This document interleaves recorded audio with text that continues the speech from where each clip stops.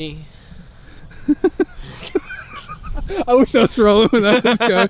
All right, it's camera speeds. There we go.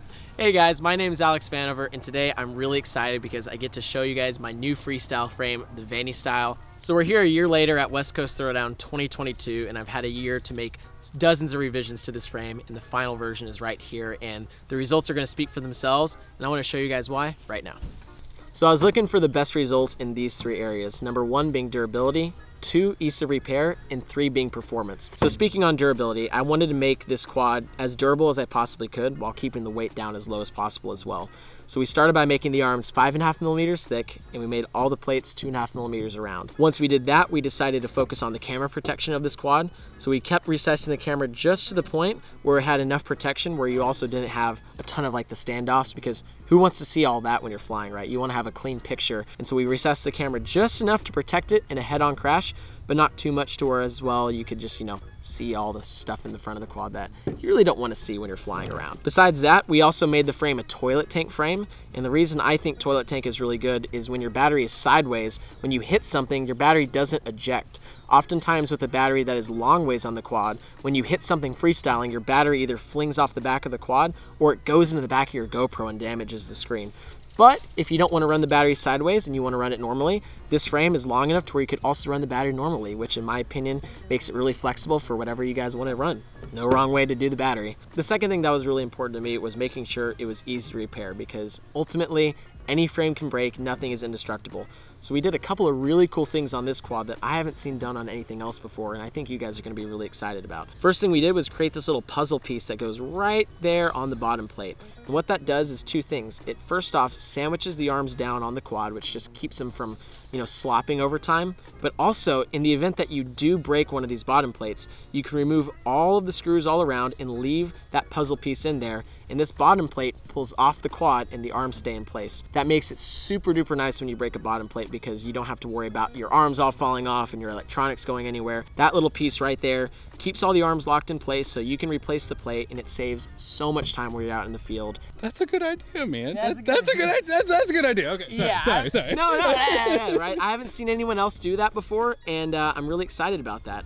Another thing that we did too was we created these little vertical plates that go in between the bottom plate and the mid plate, and what those do is they add a lot of rigidity to the frame as well. So it makes it really, really hard to break, but also when you inevitably do break it, I wanted the breaking point to be on the arm itself. I didn't want to be breaking these plates, because if you break one of these plates, it's not very fun to change. The best case scenario, if you do break something, is you want to break an arm, and you want to break it right here where it doesn't damage the motor and it doesn't damage your electronics. So with those plates being stiff right here, the arm, when it breaks right here, which makes it super easy. You just take out 2 screws, and in my opinion, loosening the other ones helps a little bit. You just take out 2 screws, pull the arm out, put a new one in, and you're good to keep flying. And the final thing that was super important to me was performance, because ultimately, who cares how durable the quad is if it doesn't perform well?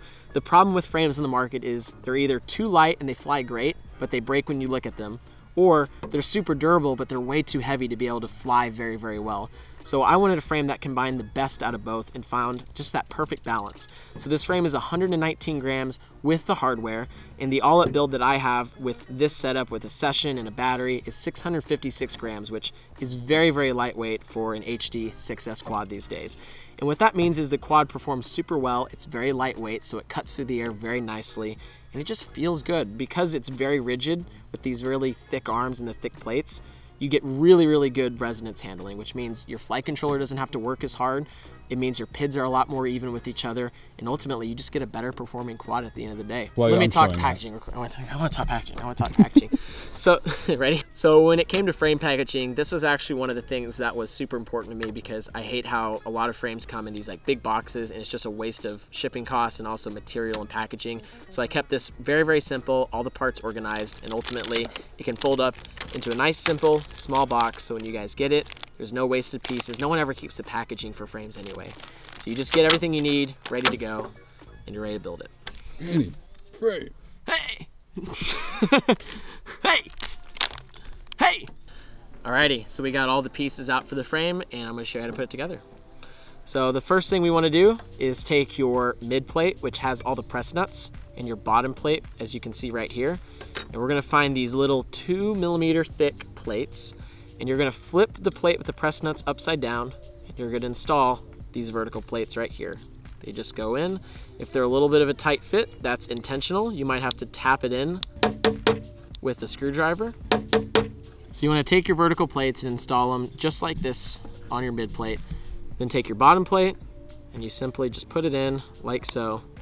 The nice thing is these plates are meant to be a really tight fit because they add a lot of rigidity. So you might have to kind of like, tap it in with a screwdriver like that. But the nice thing is it'll hold itself together just like that.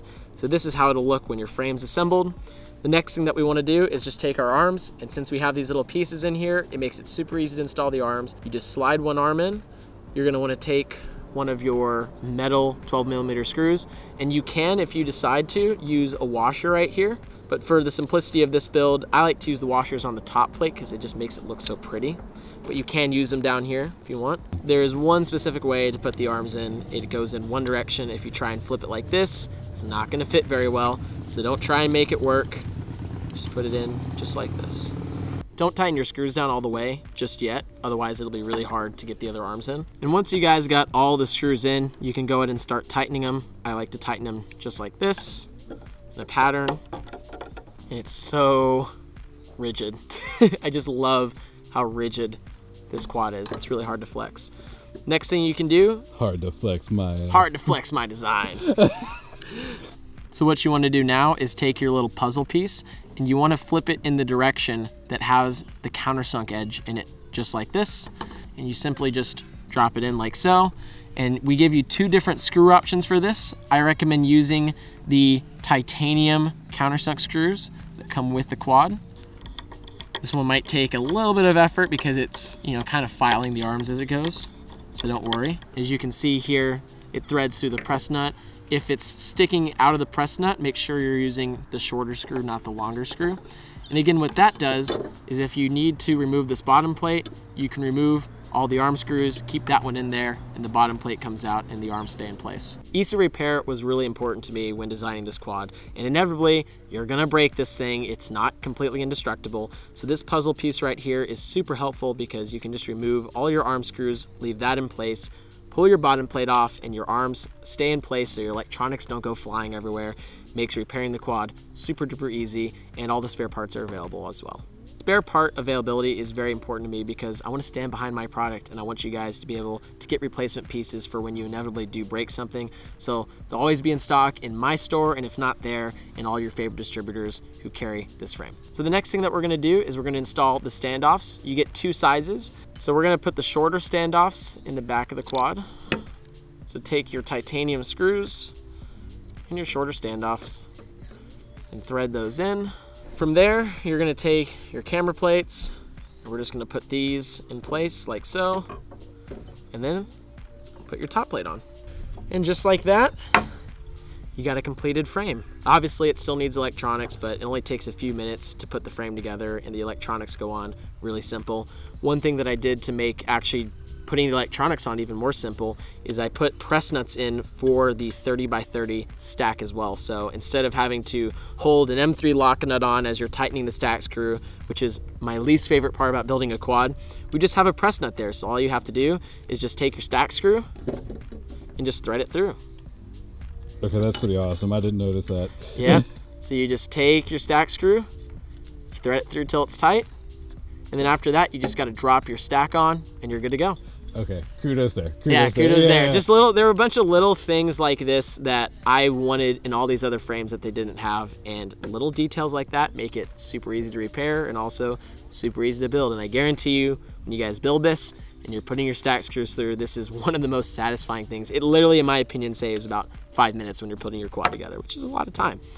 And as you can see right here, I have a quad with the brand new Snail system. You can see that it mounts the 25.5 right here, which is what the Snail system uses. And it is a tight fit, but that is intentionally by design because I didn't want to waste any space on this quad at all. So it's a tight fit in the back there, but it does fit the Snail system pretty snug. So if you guys are wanting a frame that you can fly the new Avatar system on, this is a good option for you guys. On the top plate, I mentioned you can run your battery toilet tank or sideways, and I gave you multiple strap point options. So if you're using a really thick battery or a really thin battery, you can get multiple options for there as well. I recommend a little piece of sticky tape or grip right here, just in the center to kind of elevate your battery above the screws. I tried using countersunk hardware on the top plate to keep it nice and flush, but I found after a lot of testing that the countersunk hardware weakened pretty much everything around the frame and led to stress cracks and ultimately breaking the frame. So I went away from countersunk and went back to just normal button head screws, and I gained so much durability back in return. These little nubs right here are meant to do multiple things. If you are running your battery strap normally, which is around the top plate, they're meant to prevent the battery strap from sliding too much. But what they also do is they create a little bit more carbon around your standoff screws, and that way you don't get stress cracks here over time. Just adds a little bit more meat in the area right there and really is gonna help your frame's durability over time. Another cool thing about this frame is it uses carbon fiber camera mounting plates. Now, a lot of guys like to use 3D prints, which is fine, and you could still put, a 3D printed camera mount on here if you wanted. But the reason I went with carbon fiber plates and the reason I made them 2.5 millimeters thick is not only do I feel like it holds the camera a little bit better, but also these 2.5 millimeter plates on the nose create an insane amount of strength. So when you're inevitably running into stuff with your nose, your quad's not just gonna fall into a million pieces. You're not gonna be bending standoffs left and right. It's gonna really help out over time.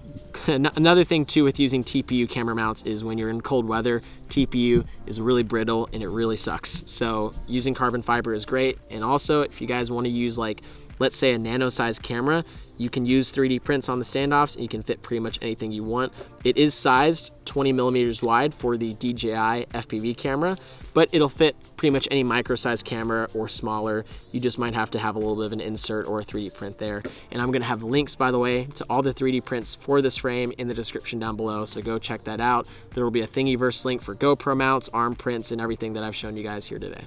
So thank you guys so much for watching this video. I've put so much of my heart and soul into this frame and I'm really excited about it. If you have one of these already, let me know what you think about it down in the comments below. And obviously, I'm gonna be continuing to make revisions to this guy, so who knows, maybe when I come to West Coast Throwdown 2023, you never know what I'll have with me, guys. It's available in the description down below, so go check it out if you wanna get one of these frames. And once again, guys, thanks for watching. I'll catch you on the next one.